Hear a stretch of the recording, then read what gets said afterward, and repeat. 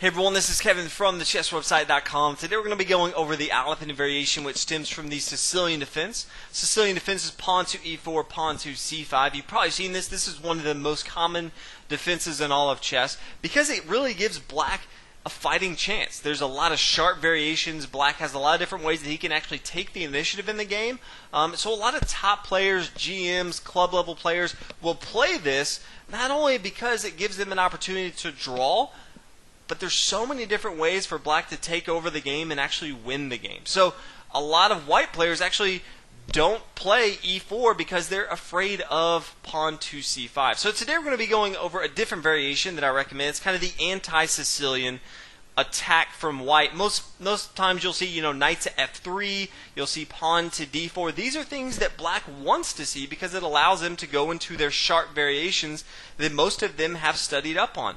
But the Alapin variation is just pawn to c3, and it tries to do two things. One, the Alapin variation tries to take away all the initiative that black wants to gain in the game. So that's very, very important. To get your opponent out of their comfort zone is extremely important. The second thing is white really wants to gain control of this d4 square right here. Very, very important in chess, especially in the Sicilian defense. Black playing pawn to c5 really wants to gain control of this square without even using his center pawn. So very, very important. Again, this is the anti-Sicilian, and this is used by many, many of the greatest chess minds of all time. Many GMs, world champions. If you've seen the series that we did on Kasparov versus Deep Blue in 1996, the first game Deep Blue beat Kasparov, and then the second game Kasparov came back and used the Alapin variation to beat Deep Blue. So it's very, very strong, and you see it all levels of chess. Now in this video we're going to be going over the 5 most common moves that you'll see from black, and then a lot of different variations within those, so you kind of have a good idea of how to play this, what different things you should be looking for, and kind of how to approach it. But again, going back to the original things, we're just trying to take back the initiative. This is going to transition nicely into the middle game, and it's really going to take away all the Sicilian variations that black's really used to. So the first move we're going to be going over is knight to f6 right here, and black's just going to continue to push forward and just attack that knight with pawn to e5. Now, black has a lot of different ways he can move right now. As you can tell, knight just going right back to g8 is going to be a mistake. It really gives even more initiative to white right now. You never really want to be moving your knights back as far as developing them and then moving them back to the 8th or 1st rank. So that's going to be a mistake. You can tell that knight to h5 is going to be a mistake. The queen's going to take it, and that really goes along with if the knight comes down to g4, that's going to be a mistake. It's also going to be a mistake if he brings his knight down to e4. All white has to do now is just kick his pawn up to d3 right now. The knight no longer has anywhere to go. He's going to be taken. He can't come back to d6, f6 right here. And again, if he tries to come over here to g5 or g3, he's going to be taken by either a bishop or a pawn. So that's going to be a mistake. So as you can tell, the only really move that black has is to bring his knight over to d5. So from here, white's just going to play pawn to d4. Now, black does have a few options from here. The first one that you'll see is just with black taking right here on d4. Now, white can take back right away, but he doesn't necessarily have to. First, white's actually going to develop his knight here to f3, and that's because he's not really worried about this pawn coming down to c3, because this pawn was blocking this knight here on d5. So you don't have to worry about getting that material back. You're going to get it back eventually, but you don't need to go right away. You can go ahead and bring your knight over here to f3 first. So the knight's going to come right here. Now black has a decision to make, but let's say he brings his knight over here to b6 or c6. Simple development move, trying to control the center of the board, protecting one of his pawns right now. Then white can go ahead and take. Now again, what do we want to control the center of the board with? You always want to control the center of the board with your pawns, and then you have your minor pieces protect those pawns, especially in the early game. Now, as we move into the middle game and end game, those things change, but early on, you control the center of the board with your pawns. So when you're thinking about which piece you're going to take with, is it going to be the knight? Is it going to be the pawn? We're definitely going to be taking back with our pawn. Pawn's controlling the center of the board. So from right now, as you can tell in this variation that we've gone over, white has a very, very firm foundation in the center of the board. This anti-Sicilian. This is not Sicilian at all from Black's perspective. Very, very well developed. This knight here on f3 is both defending both of these pawns right here, and it's very, very nicely gaining control of the center of the board. So that is what happens if that pawn takes here on, if we come back here to d4. You might also, instead of the pawn taking first here on d4, the knight could come over here to c6 first. A lot of times these are all going to kind of go into the same place, end up in the same variation, but from here, all White's going to do is continue with the same thing, is bringing his knight here to f3. This is a very, very important square for this knight. You see this typically, the knight coming to f3, but in this case particularly, it's really defending all the critical squares early on into the game. So from here, it doesn't really matter, if the pawn takes right here. If not, White can continue to develop. He can always bring his bishop involved into the game. He can pin down this knight if he wants to, castle on the king side. But again, once this pawn takes, all White has to do is take back. He's really gaining a strong center of the board. So again, this is what happens from the very beginning if the knight comes down to f6. Next variation we're going to be going is if the pawn goes to d5. Now for a long time it was thought that pawn to d5 from Black was kind of the go-to move. That kind of fell out of favor, and again, it was that knight to f6 being the main line. This was kind of the secondary move that people kind of try to bring back. But from here, White's just going to exchange on d5. So he's going to take with his pawn here, and then the queen's going to come down to d5 and take. Now, White's just going to continue to push forward again. He wants to gain control of that d4 square. Common theme, take all the initiative back and gain control of this d4 square. And he does that, he can just play pawn to d4. Again, if White takes, White's just going to retake with his pawn right here. If Black wanted to, he could always, try to develop his knight. He could bring his knight here to f6. White could bring his knight here to f3. Again, trying to gain control of this d4 square right here. Doesn't really matter where Black's going. I do want to go over another thing that you'll a lot of times see in the Alapin variation. So we'll go ahead and bring the knight here to c6. One thing that you'll see is that this knight right here, typically this knight will come to c3. That as far as simple development move from White, you'll see that in a lot of variations throughout chess. In the Alapin variation, it's a little bit different because, as you can tell, we move our pawn to c3 early on, which is a slight disadvantage because you would like to control the center of the board with your knight, especially early on. So you have one of two options. One is if your dark square bishop comes out into the game. Once he's out, you can now bring your knight to, let's say, d2 if you need to. You got to make sure that it's the right time.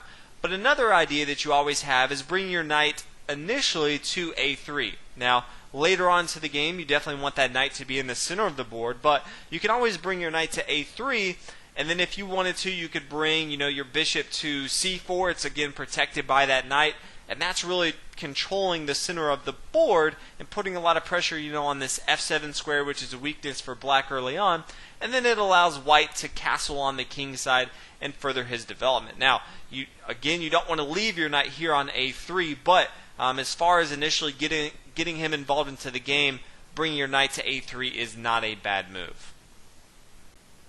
Another variation that you may see from Black is just pawn to e6. Now again, White's going to continue, and he's going to start just pushing forward with pawn to d4. And Black has two options. One, he could just take. If he exchanges right here, White's just going to recapture with his pawn again, trying to control this d4 square, but also trying to control the center of the board with his pawns. Definitely has the upper hand right now as far as initiative. From here, Black has a few options. If he wants to go ahead and get his knights involved into the game, he can. The knight could come to c6, and then White could respond with knight to f3. If Black decides instead, he could bring his pawn down to d5, and then White can go ahead and exchange right here. And then he can go ahead and develop, let's say he could develop his knight here to, c3, putting pressure on this pawn to d5. Now, again, this kind of goes along the lines of what we talked about, taking the initiative back from Black from the Sicilian defense. Any of the sharp variation lines from the Sicilian defense do not look like this with all of Black's pieces back here on the 8th row. So this is really getting your opponent out of their comfort zone. Now, he doesn't, again, have to bring his pawn down to d5. he could play another move. He could get his bishop involved into the game. He could bring his bishop down here to b4, and you could either block it, with knight to c3. You could always, place your bishop, or he could always get his another knight involved into the game to f6, attacking this pawn. The pawn can now come to e5, chasing it away, or the knight could just come here to c3. Simple development move, and also protecting this pawn here on e4. So white has a lot of the initiative, and again, this looks very different from a typical Sicilian. Another move you may see from black is pawn to d6, and again, white's going to continue with the same theme, and that's pushing forward with pawn to d4, again trying to control this d4 square right here. Now black has a few options. If he wanted to, he could always take with his pawn right here on d4, and then after white takes, white's going to have a huge advantage right here. It doesn't really matter where black goes. If he wants to go ahead and bring his knight to f6, white can just continue to develop. He can bring his knight here to c3. If black instead decided to bring his pawn to e5, pushing forward and put a little pressure here, white can just play knight to f3. Development move, center control, but white just has a lot more initiative right here. So definitely going to be a very, very strong game for black. Now, black also has the ability to, instead of playing pawn takes here on d4, he could instead bring his knight over here to f6. Now, there's a little variation difference here. Instead of, bringing your knight involved into the game, we don't want to bring our knight yet to f3 because our pawn right here on e4 is being attacked. In this case, all we have to do is bring our bishop to d3. We definitely want to make sure our light square bishop is developed into the game, so this is not a bad thing at all.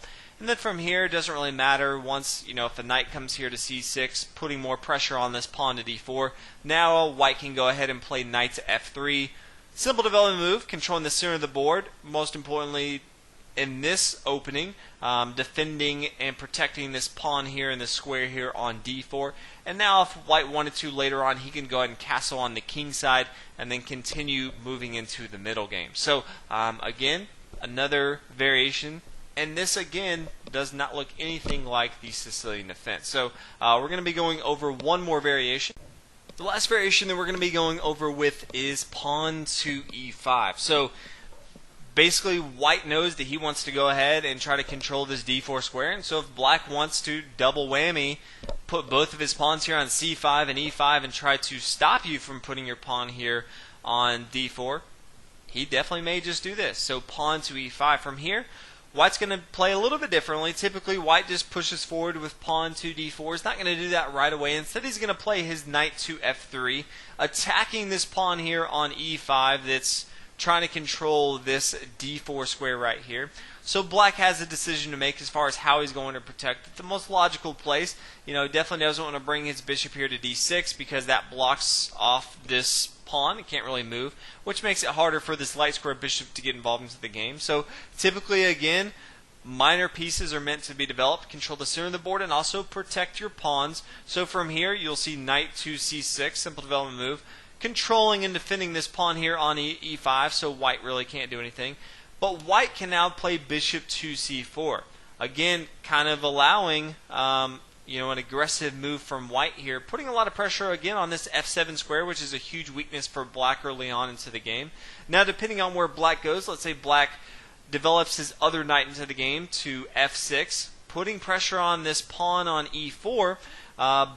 White typically would like to bring his knight to c3, nice central square. Again, defending this pawn here on e4, but again, as we've said in the Alapin variation, the knight cannot come here to c3 because we have our pawn here. So what's white to do?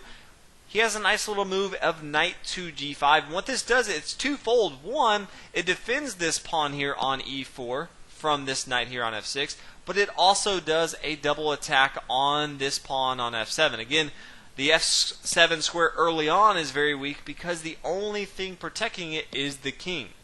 Now, again, white now has its light square bishop aimed at this f7 square and his knight. He can always, if he wants to, get his queen involved into the game. If this knight wasn't there on f6, he could bring his queen here to h5. He could always bring it to f3, putting more pressure on this f7 square.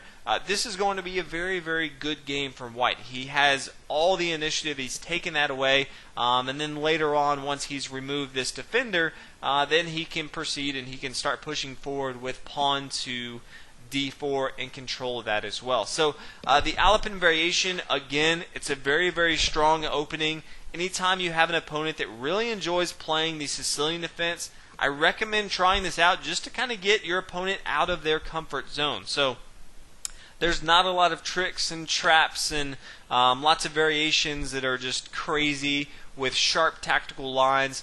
But what this does do is it gets you into the middle game with the spatial advantage.